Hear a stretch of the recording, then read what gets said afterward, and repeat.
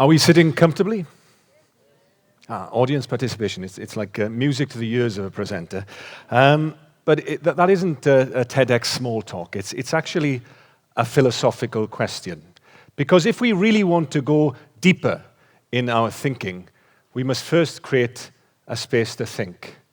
And how we feel, where we're sat, who we're with, what we can see changes what we can think. This is a chair. Don't worry, that's not designed to be my sort of Bill Gates-like jaw-dropping moment in my presentation. It is a chair, but it's also something else. It's a machine for thinking.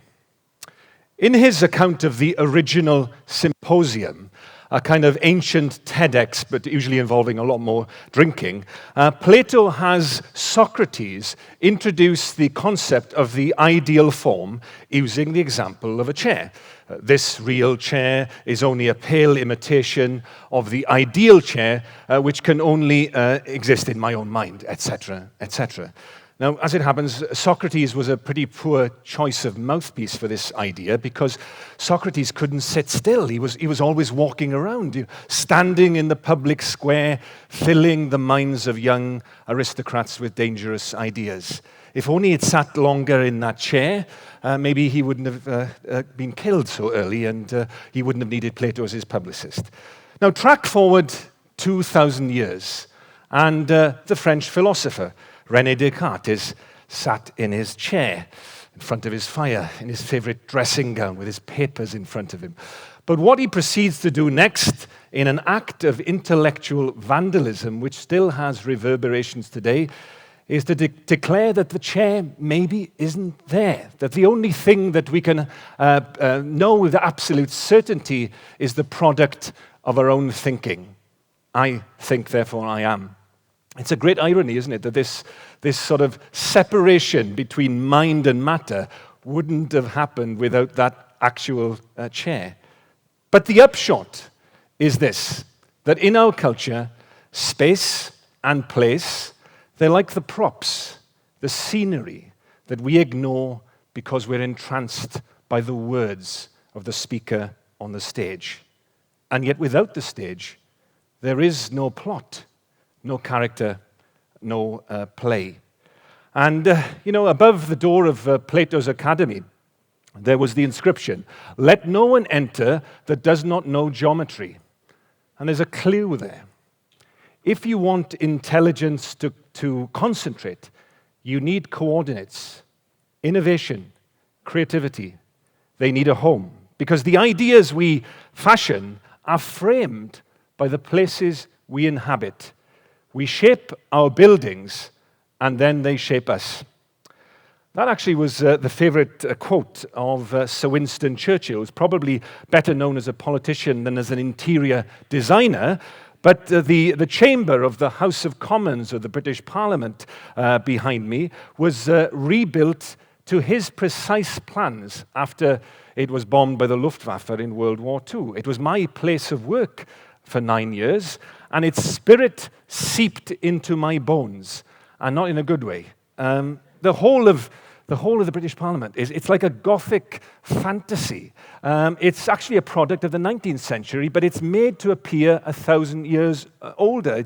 It's built on a grand scale to make you feel small against the power and majesty of the state. The same trick that cathedrals used to do for God. Churchill deliberately designed it to be 2/3 too small for the number of members of Parliament.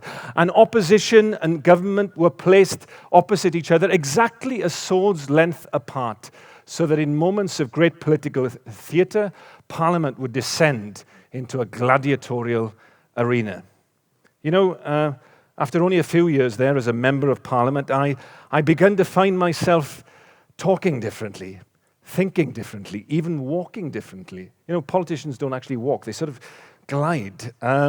So I did the only thing I could. I escaped to a different place.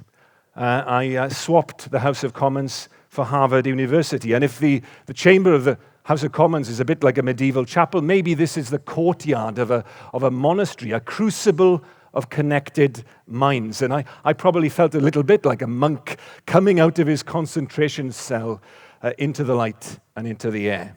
It didn't hurt at all, of course, that with my British accent, everything coming out of my mouth sounded intelligent to an American audience. Sometimes I used to ask directions when I wasn't even lost, just to see the look of awe and admiration on their faces. But it didn't take long in that environment for the cynicism within me to be stripped away and for the seed of creativity that was still there to find its soil again. And that's one of the key messages of millennia of human development, that the production line of creativity accelerates in places like this, whether it's the Athens of the Academy or the artists' workshops of Florence or the Atelier of Paris or the Xerox parks of Silicon Valley. Great creativity needs great foundations, like a picture needs a frame. And no one was more aware of this, of course, than the mathematician painters of the Renaissance. And here's a beautiful example, the trio of paintings known as La Città Ideale, the ideal city, which hang now separately in Berlin, in Baltimore, and in the city of their origin, Urbino. All of them have a certain harmony and precision, but they present three very different senses of the ideal. The first one is the initial impulse of all the great placemakers, which is build it large, magnificent, monumental, the palazzo, in this case a temple.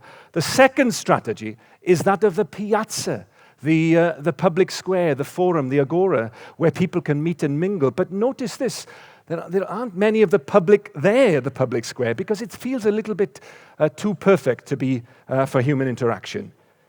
It's the third picture, the portico, that is the key to understanding places which are engines of creativity. Look at it. It has shade and shelter. It has a human scale. It's comfortable. It's a threshold between the inside and the outside world. A perfect place for the unplanned meeting and the chance conversation. It has a long, wide horizon, not just out onto the piazza and the row of buildings behind, but through the port and the ships into the wide oceans of the world. This golden ratio of creative spaces, comfortable, open, connected, it's true from the micro to the macro, from your own writing table through to the company, the city, and the country. Now, we all have a different balance between the different elements, openness and comfort, depending on our own personality, introversion or extroversion. By the way, if you're tired of filling out those surveys to work out which personality type you are, then ask yourself a very simple question. When you were a child, did you like to hide in cardboard boxes or in your mother's laundry basket? If the answer is yes, you're an introvert. Or a cat. I put that up. Hopefully, this will go viral and we'll have 1 million hits now with a talk on YouTube. But the serious point is this, that this formula, it's applied in different ways, but the three elements are always there: comfort, openness, connection, and they crop up even in the most unlikely of places. Michel de Montaigne, the French writer, this is his famous tower where he retired early at 38 to write his famous essays, spent all his time there in a circular room at the third floor of his family's estate in the Dordogne. So almost the opposite of what I was suggesting, but go a little bit deeper. The room had 3 windows where you could have commanding views of the entire estate. All around him, semicircular shelves containing 1,000 books of his favorite writers on theology and poetry, etc. And on the ceiling, 57 quotations from those writers. So the ingredients were there: the comfort and shelter, the wide horizon. And though he had withdrawn from the world, in a sense, he brought the world with him.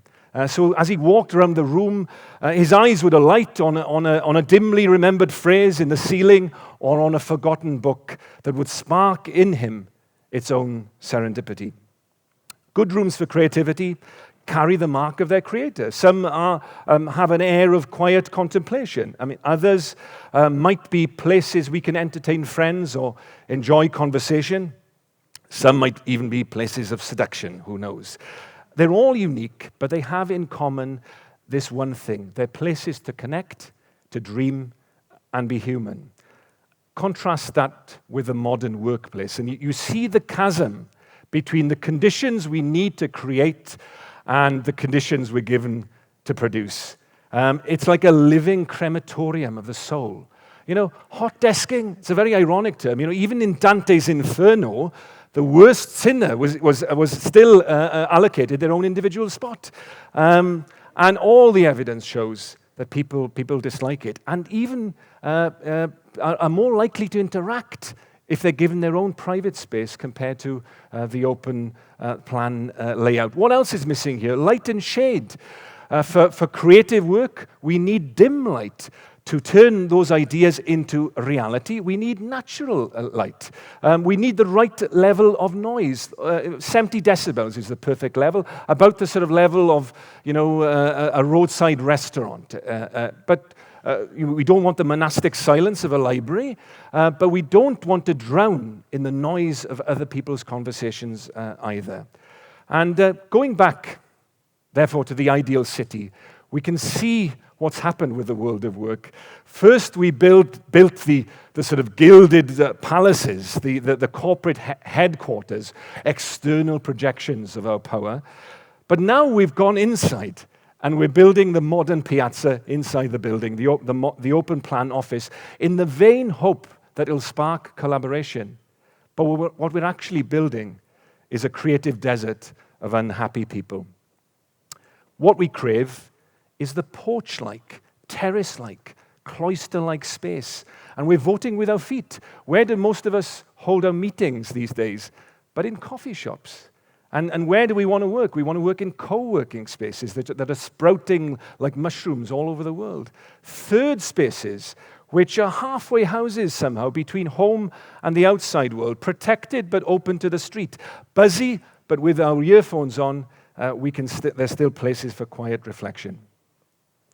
No wonder the smarter companies are building their own creative spaces.